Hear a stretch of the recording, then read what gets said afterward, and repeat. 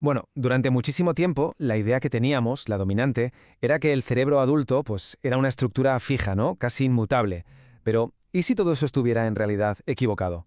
Hoy vamos a meternos de lleno en cómo la neurociencia moderna está literalmente reescribiendo las reglas del juego. Y vamos a descubrir un cerebro que no es estático, sino que está diseñado para cambiar. Venga, vamos a empezar con la pregunta del millón, la pregunta fundamental. ¿Nuestro cerebro adulto está ya programado para toda la vida? O sea, ¿nacemos con un cerebro que madura y ¡zas! Se queda ahí, estancado? ¿O es algo, bueno, mucho más dinámico? Pues mirad, esa idea de un cerebro estático es precisamente el gran mito que vamos a desmontar hoy. Y la respuesta a ese mito, la palabra clave aquí es neuroplasticidad. Y ojo, que no es solo una de esas palabras de moda, ¿eh? No, es la regla fundamental del cerebro. En esencia, ¿qué es? Pues es su capacidad increíble para cambiar, para reorganizar su estructura y su funcionamiento durante toda la vida, y todo como respuesta a lo que vivimos. Es capaz de regenerarse, de formar conexiones nuevas. O sea que, lejos de ser un hardware fijo, nuestro cerebro está diseñado para adaptarse. Vale, para entender de verdad cómo cambia el cerebro, tenemos que mirar más allá de sus células más famosas. A ver, todos conocemos a las neuronas, ¿verdad? Son como las estrellas del espectáculo. Pero resulta que no actúan solas. Hay unos héroes anónimos que son absolutamente cruciales en todo este proceso. Y es que, a ver, pensemos en esto. Todos hemos oído hablar de las neuronas, claro. Pero ¿qué pasa con el otro 90% de las células de nuestro sistema nervioso? Sí, el 90%. Es una proporción alucinante. A estas células se las llama células gliales. El nombre viene del griego glia, que significa pegamento.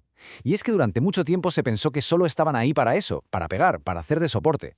Pero resulta que son muchísimo más que eso. Y dentro de este enorme grupo de células gliales hay unas que destacan por encima de las demás, los astrocitos. Se llaman así por su forma, que recuerda a una estrella. Y al igual que el resto de la glía, durante décadas se les vio como un simple pegamento, pero hoy sabemos que son participantes activísimos, jugadores clave y esenciales en prácticamente todo lo que hace el cerebro. Y que nadie piense que son una minoría, ¿eh? Para nada.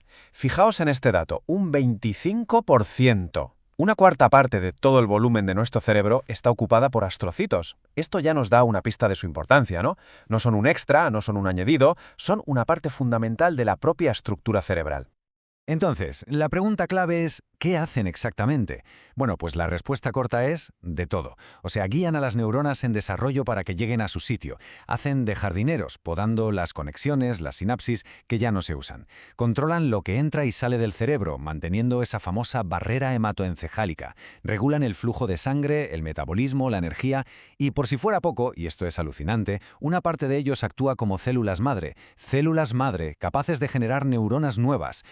Muy bien, ya hemos visto a los jugadores, neuronas, astrocitos, pero ahora vamos a pasar a las reglas del juego, a esas fuerzas invisibles que lo gobiernan todo. Si las células son los jugadores, ¿quién dicta las normas? Pues resulta que hay una especie de sistema operativo invisible que dirige toda esta dinámica cerebral. Y aquí entran en escena dos reguladores clave. Por un lado, tenemos al sistema inmunitario. Pensemos en él como una influencia más bien externa. Es como el equipo de limpieza, es vital, pero ojo, si se pasa de la raya y provoca mucha inflamación, puede frenar en seco la creación de neuronas. Y por otro lado, está la epigenética. Este es el sistema de control interno. Es súper interesante porque no cambia nuestros genes, el ADN sigue igual, pero sí que decide cuáles se encienden y cuáles se apagan. La verdad es que esta analogía del software y el hardware lo clava. Si nuestro ADN, nuestros genes, son el hardware, la parte física, la epigenética es el software que corre encima. Es el programa que lee lo que pasa afuera, nuestras experiencias, el entorno, y en función de eso les dice a los genes, oye, tú ahora te activas, tú te apagas, tú funcionas a medio gas. Es un sistema de regulación que es increíblemente dinámico. ¿Y cómo funciona exactamente? Pues mira, se puede resumir en 3 pasitos muy sencillos. Primero, ocurre algo. Una experiencia, una señal del ambiente, lo que sea. Segundo, esa señal provoca que unas pequeñas marcas químicas se peguen a nuestro ADN o que se quiten si ya estaban. Y tercero, y aquí está la magia, esas marcas funcionan como interruptores. Cambian la actividad del gen, lo ponen a tope, lo bajan de intensidad o lo silencian por completo. Y lo más importante de todo, y esto es clave, es que es un proceso reversible. Vale, hemos visto las células, hemos visto las reglas del juego, todo parece un sistema perfecto. Pero, ¿qué pasa cuando este sistema tan dinámico falla, cuando se estropea? Pues que Ahí es donde encontramos la raíz de muchísimos trastornos cerebrales, tanto neurológicos como psiquiátricos, justo aquí, en los fallos de estos mecanismos.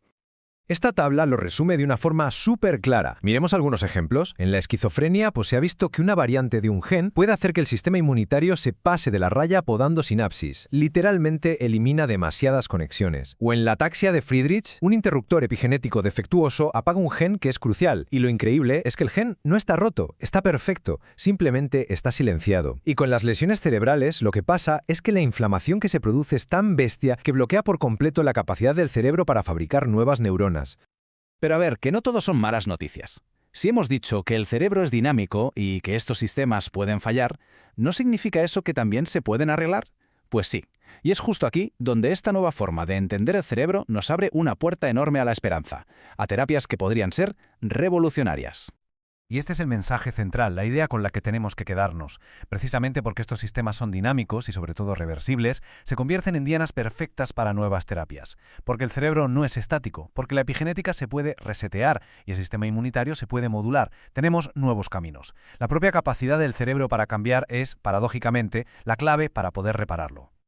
Y esto no es ciencia ficción, ya existen.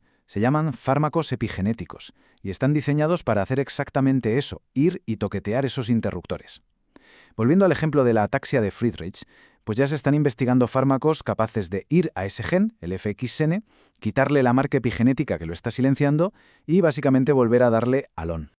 Mirad, esta cita de un informe lo resume a la perfección. El cerebro adulto no se regenera tras una lesión importante, pero hay células madre presentes en el cerebro que son capaces de reparar las redes neuronales dañadas. Esto es potentísimo.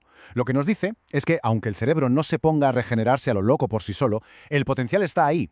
Las herramientas, que son esas células madre, muchas de ellas, por cierto, astrocitos especializados, están esperando, latentes, a que lleguen las señales correctas. El cerebro tiene una capacidad de autorreparación innata, que simplemente a menudo está reprimida.